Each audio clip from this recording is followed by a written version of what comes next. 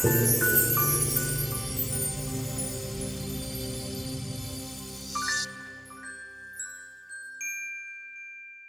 everyone, this is Lomi, and today I'm sharing my first experiment with dyeing alpaca. I've dyed hair before, and I've dyed all kinds of wool and fabric, but never loose alpaca fiber, so this is a little new to me. I'm starting with this white alpaca fiber. It looks a little yellow here, but that's just because of the lighting, and because it's still wet after washing. For the wig I'm making, I want kind of a corn silk yellow color, so I'm using liquid RIT dye in golden yellow. This is a warmer tone, which should give the kind of cream shades I'm looking for. Being wet all the way through the bundle is important for the dyeing process, even for fabric, because it means the dye will wick through evenly and not leave any undyed patches or spots in the middle. The first thing I do is mix a teaspoon of vinegar into 1 cup of cold water. Adding this to the dye bath helps it adhere better to fibers like wool and silk. All this information is on the side of the bottle though. Next I'll add the dye. I checked a color chart prior to this, and it suggested 1 teaspoon of dye to a cup of water for the color I want.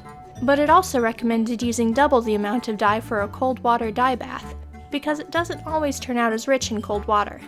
However, this dye looks really intense to me, so I'm actually going to use about 3/4 of a teaspoon, which is less than recommended. You can always add more color by putting it back in a dye bath, but sometimes it's impossible to take color back out. It's very important to use cold water when working with loose alpaca fiber, because warm or hot water can make the fiber felt together, and then it would be ruined. I put my wet fiber bundles into the dye bath, swirl them around just a bit to make sure they're completely covered, and then we'll let them soak for half an hour. This is the amount of time recommended for a hot water dye bath, but once again, I'd rather have it turn out lighter and add more color later.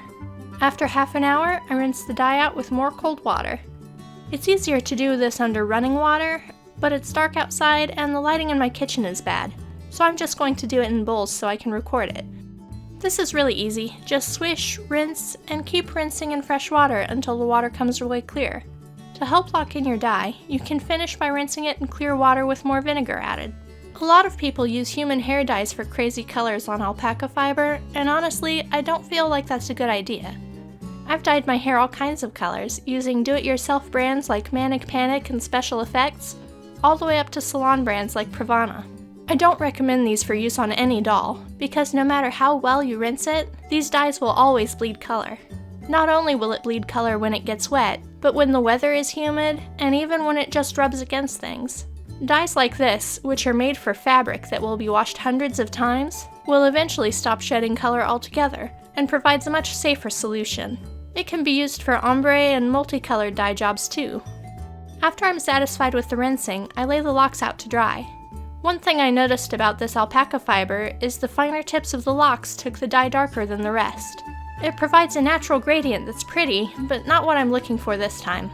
But before I do anything, I let them dry completely to see how the color looks. Since I haven't applied any heat, and I haven't done a vinegar rinse, it's not too late to try to soften the color just a bit. The tops look good, but the bottom is still too intense. So I'll finish by getting the ends of the locks good and wet, and then washing the tips with a bit of human shampoo that will remove just a bit of dye. For this, it's important to use a shampoo that contains sulfates. To remove a lot of color, you'd want to use an anti-dandruff shampoo. But as I said, I dye my hair, so the only sulfate shampoo I have is this.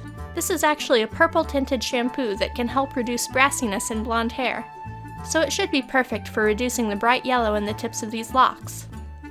I squirt a bit into my hand, lather up the end of the locks, and rinse it well. This can be repeated once or twice, or until no more color comes out. For me, one good scrub seems to make a big difference.